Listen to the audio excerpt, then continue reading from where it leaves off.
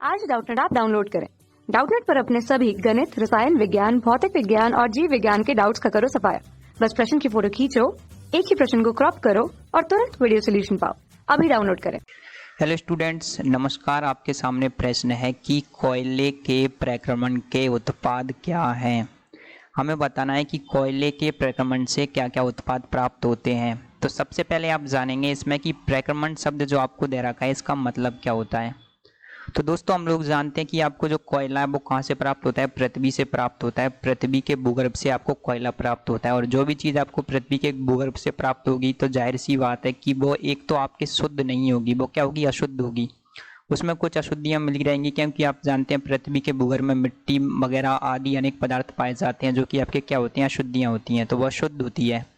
और जब कोयला भी होता है हमको प्राप्त होता है तो वो अशुद्ध प्राप्त होता है, और इसी अशुद्ध कोयले को आपके जो अशुद्ध से शुद्ध करने का जो प्रक्रम रहता है उसको ही आप कहते हैं कोयले का प्रक्रमण।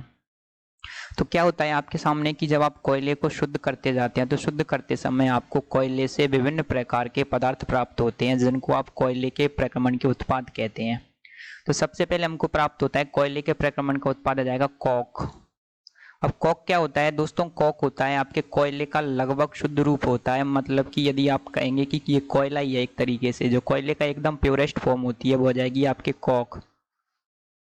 कॉक होता है, कॉक का इस्तेमाल अब किस रूप में किया जाता है, आपके जो कॉक होता है आपके मूल तक किया जाता है। इसका निर्माण इस्पात निर्माण में, जो लोहे से इस्पात बनाया जाता है, तो आप जानते हैं लोहे में कार्बन मिलाया जाता है और वो कार्बन कॉक के रूप में मिलाया जाता है। तो एक तो जाएगा आपके इस्पात निर्माण में। सेकंड आ जाता है आपके जब आप धातु कर्म की प्रक्रिया करते हैं, क्या किया जाता है, इसका उपयोग इस्पात निर्माण में किया जाता है। धातु कर्म में क्या किया जाता है, जब विभिन्न धातुएं होती हैं तो उनका शुद्धिकरण किया जाता है। धातु कर्म में धातुओं के शुद्धिकरण के लिए भी इसका उपयोग किया जाता है। आपके जो धातु होती हैं उनका अपचयन करते हैं, आप कार्बन के साथ अपचयन करते हैं तो उसमें ये काम आता है आपके कॉक। कॉक किस लिए आता है, आपके कार्बन के साथ अपचयन करने में। दूसरा उत्पाद आता है आपके, वो होता है आपके कोलतार। कोलतार क्या है, कोलतार एक गाढ़ा द्रव होता है, काले रंग का गाढ़ा द्रव होता है जो कि लगभग 200 पदार्थों का मिश्रण होता है। कितने पदार्थों का, 200 पदार्थों का मिश्रण होता है। और ये भी आपके कोयले के प्रक्रमण से प्राप्त किया जाता है। और ये कैसा होता है, आपके काला गाढ़ा द्रव। अब ये आपके जो कोलतार है बहुत काम की चीज़ है। कोलतार की सहायता से आपके बहुत सारे जो औद्योगिक उत्पाद हैं वो बनाए जाते हैं। आप लोगों ने देखा होगा कि आपके जो बहुत सारी चीज़ें होती हैं, जो रंजक होते हैं, जो कृत्रिम वस्त्र होते हैं, वो इससे बनाए जाते हैं। औद्योगिक उत्पाद इससे बनाए जाते हैं।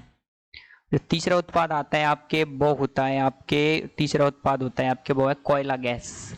तो कोयले के जो शुद्धिकरण के दौरान हमें एक गैस प्राप्त होती है जिसको आप कोयला गैस कहते हैं, और ये गैस बहुत महत्वपूर्ण होती है। प्राचीन काल में क्या किया जाता था, इसको 18वीं सदी के आसपास क्या किया जाता था, इससे रोड लाइट जलाई जाती थी। लेकिन प्रेजेंट टाइम में क्या किया जाता है कि जो आपकी कोयला गैस है उसकी सहायता से क्या किया जाता है, इसको ईंधन के तौर पर काम में लिया जाता है कहीं कहीं पर। वैसे भी आजकल तो एलपीजी और सीएनजी को ईंधन के तौर पर काम में लिया जाता है। तो ये कुल 3 पदार्थ, कॉक, कोलतार और कोयला गैस, हमें कोयले के शुद्धिकरण के दौरान प्राप्त होते हैं। उम्मीद है आपको ये उत्तर समझ में आया होगा कि कोयले के प्रक्रमण के दौरान प्राप्त उत्पाद कौन कौन से हैं। Thank you.